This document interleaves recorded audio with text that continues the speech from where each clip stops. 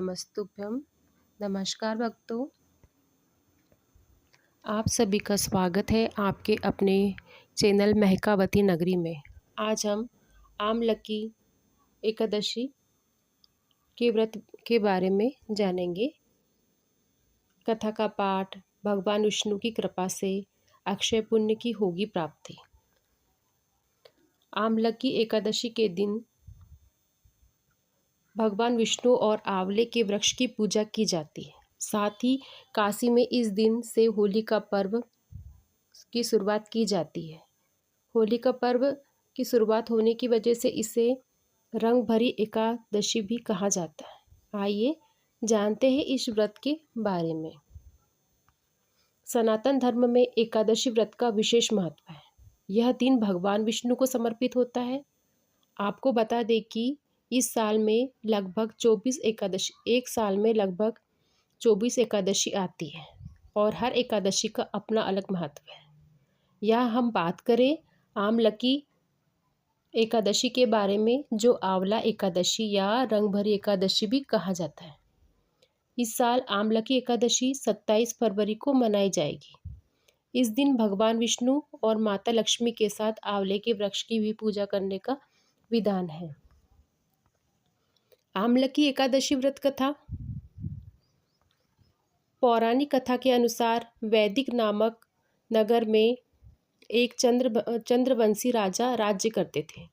उनके नगर में लोग बड़े भक्त थे और एकादशी का व्रत पूरी श्रद्धा से करते थे। एक बार फाल्गुन मास की आमलकी एकादशी पर सभी लोग उपवास रखकर भगवान विष्णु की पूजा कर रहे थे। उसी दौरान एक शिकारी वहां पहुंचा।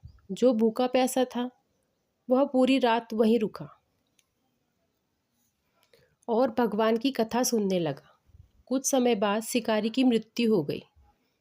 पाप कर्मों के कारण उसे नरक में जाना पड़ा, लेकिन आमलकी एकादशी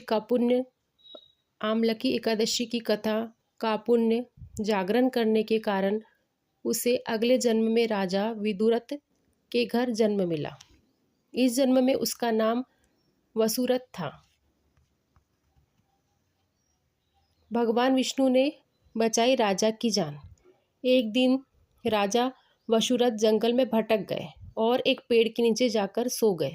तभी कुछ डाकुओं ने उन पर हमला कर दिया, लेकिन उनके अस्त्र शस्त्र का उन पर कोई असर नहीं हुआ। राजा को कोई चोट नहीं आई, बल्कि सभी डाकू मृत पड़े थे।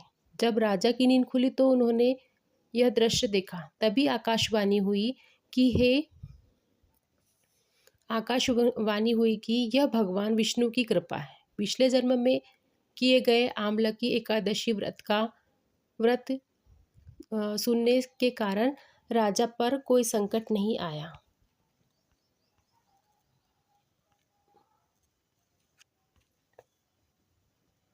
आपको यह जानकारी कैसी लगी? अगर अच्छी लगी हो तो चैनल को लाइक एंड सब्सक्राइब करना ना भूलें। श्री शिवाय नमस्तुभ्यम।